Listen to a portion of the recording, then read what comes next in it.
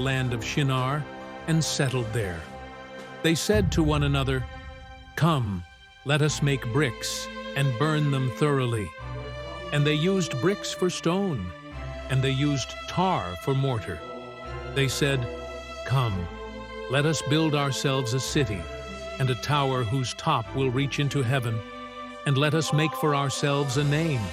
Otherwise, we will be scattered abroad over the face of the whole earth." The Lord came down to see the city and the tower which the sons of men have built. The Lord said, "Behold, they are one people, and they all have the same language. And this is what they began to do, and now nothing which they purpose to do will be impossible for them. Come, let us go down there and confuse their language, so that they will not understand one another's speech." So the Lord scattered them abroad from there, over the face of the whole earth, and they stopped building the city. Therefore, its name was called Babel, because there the Lord confused the language of the whole earth. And from there the Lord scattered them abroad over the face of the whole earth. Descendants of Shem. These are the records of the generations of Shem.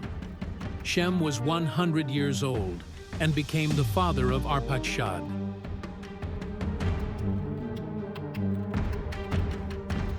Two years after the flood, and Shem lived 500 years after he became the father of Arpachshad, and he had other sons and daughters.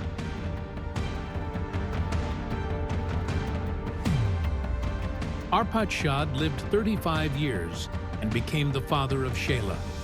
And Arpachshad lived 403 years after he became the father of Shelah, and he had other sons and daughters. Shelah lived 30 years and became the father of Eber. And Shelah lived 403 years after he became the father of Eber, and he had other sons and daughters.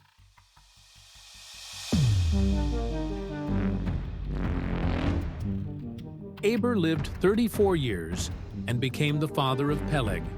And Eber lived 430 years after he became the father of Peleg, and he had other sons and daughters.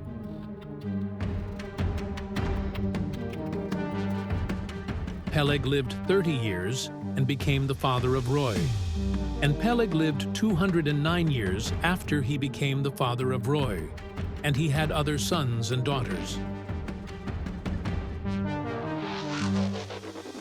Ru lived 32 years and became the father of Serug. And Ru lived 207 years after he became the father of Serug, and he had other sons and daughters. Serug lived 30 years and became the father of Nahor. And Serug lived 200 years after he became the father of Nahor, and he had other sons and daughters. Nahor lived 29 years and became the father of Terah. And Nahor lived 119 years after he became the father of Terah, and he had other sons and daughters. Terah lived 70 years and became the father of Abram, Nahor, and Haran. Now, these are the records of the generations of Terah. Terah became the father of Abram, Nahor, and Haran. And Haran became the father of Lot. Haran died in the presence of his father Terah in the land of his birth, in Ur of the Chaldeans. Abram and Nahor took wives for themselves. The name of Abram's wife was Sarai, and the name of Nahor's wife was Milcah, the daughter of Haran, the father of Milcah and Iscah.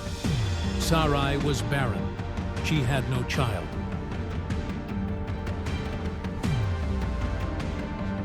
Terah took Abram his son, and Lot the son of Haran, his grandson, and Sarai his daughter-in-law, his son Abram's wife. And they went out together from Ur of the Chaldeans in order to enter the land of Canaan. And they went as far as Haran and settled there.